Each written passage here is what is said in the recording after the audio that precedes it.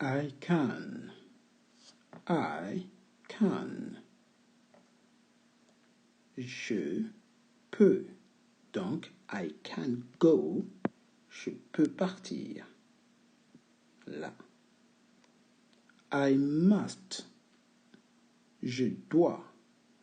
Donc, I must go. Je dois partir. Donc, celui-ci vient là. Must go. Je dois partir. Ou bien, il faut que je parte. Donc, on a deux solutions. I will go. I will go. Will, c'est un futur. Donc, le will permet d'exprimer le futur. Donc, will, je partirai, parce que la terminaison du futur qui est ici, d'accord? Donc, will go, nous partons vers ici. I will go, je partirai. I should. I should. Should, c'est un conseil. Donc, si on donne un conseil, c'est devrait. I should go. Je devrais partir. Donc, ici, on parle dans son intérêt personnel. Je devrais partir. I need to go. I need to. Donc, need to, ici, c'est nécessité, besoin. Donc, j'ai besoin de partir. Donc, besoin, ça parle ici. J'ai besoin de. Need va avec besoin. I would like to go. I would like to go. Ici, would like to go. Ici, on parle avec politesse. Donc, c'est une formule de politesse. On demande la permission. J'aimerais, je voudrais. I may go. May ici et might, c'est la même chose. Donc, ces deux, c'est la probabilité. Donc, on n'est pas trop sûr. Tout ce qui est probabilité, c'est peut-être, c'est il se peut que. On n'est pas certain. Donc, ici, ça va avec il se peut que je parte. I may go. I might go. Il se peut que je parte en vacances. I might go on holiday. Probabilité ici. Incertitude. C'était le modo. On récapitule rapidement. Lorsqu'on utilise can ici, ce can nous pousse à utiliser tout ce qui est pouvoir. Mais on pourrait aussi dire capacité. Je suis capable de partir. On pourrait dire ça aussi. Ou bien on peut aussi dire je sais partir. Donc, le savoir. Ici, on a le must qui, ici, plutôt, permet de donner un ordre. Un ordre. Donc, on parle plutôt I must go avec je dois ou bien il faut que. On est dans l'obligation ici. Alors que le will qui est ici, c'est plus pour exprimer le futur. Donc, c'est I will go va nous donner partirai. Donc, on utilise will pour la notion du futur. Nous avons le should ici. Le should, c'est lorsqu'on donne un conseil à une personne. Donc, avant de faire la phrase, tu essaies de savoir ce que tu veux dire. Et en fonction de ce que tu veux dire, tu choisis le modal qui est plus approprié. Donc ici, le should, pour donner un conseil, tu peux dire à quelqu'un, you should play, you should work, you should wake up early, et tu devrais te réveiller plus tôt, et ainsi de suite. Could, ici, c'est un conditionnel. Cependant, on fait un conditionnel pour faire des reproches. Ici, on va dire, tu pourrais m'aider au lieu de rester là à ne rien faire. You could, tu pourrais partir tôt. You could go. Ici, could, pourrait. Donc, ici, le pourrait. Donc le could, il vient plutôt ici. Need, c'est la nécessité. Quand vous avez besoin de quelque chose, vous allez utiliser need dans le sens de I need you, j'ai besoin de toi. Donc need here, need go, sorry, j'ai besoin de partir. Would like to. Donc le would like to, ici, on exprime ici un vœu, un souhait. J'aimerais, je voudrais. D'accord? Donc, I would like to go. J'aimerais partir. Je voudrais partir. Aimerait, voudrait, c'est la même chose en français. Le vœu, le souhait. C'est aussi une formule de politesse dans le sens où vous dites I would like to. J'aimerais 2 billets d'avion, 2 plane tickets. Donc, vous demandez poliment.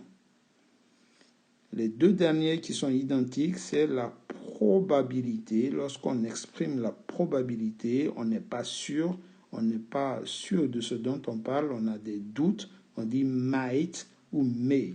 Vous regardez le ciel, il est nuageux, vous allez dire it might rain. Il se peut qu'il pleuve, oui, il va peut-être pleuvoir, il se peut que je parte à telle heure, vous n'êtes pas trop sûr.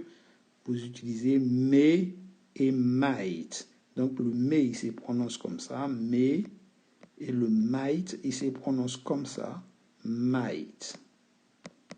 Might. Vous voyez? Donc pour exprimer la probabilité en anglais, c'est très simple. Il suffit juste de dire might et may. On récapitule. OK? We recap, to recap, récapituler. So, comme vous pouvez le voir ici, on a nos mots I can go, je peux, ou bien je sais, ou bien je suis capable de, je suis capable de partir. Vous voyez, donc le can ici exprime 3 choses en français. Pouvoir ici, en disant je peux, tu peux, il peut, nous pouvons, vous pouvez, je sais, tu sais, et ainsi de suite. Je suis capable de, tu es capable de. Donc le can permet de lancer des défis, de parler de ses compétences, de tout ce qu'on peut faire. Un modal très puissant. Deuxième, must. Must, on donne ici un ordre. I must, je dois. Ou bien you must, tu dois. Ou bien il faut que je. Il faut que je. Et ainsi de suite. Il faut que je parte par exemple. I must go. So, modals are very important, all right? Les modaux sont très, très, très importants. Lorsque vous les maîtrisez, vous pouvez faire facilement des phrases sans vraiment trop de peine. Le suivant, ici, c'est le will.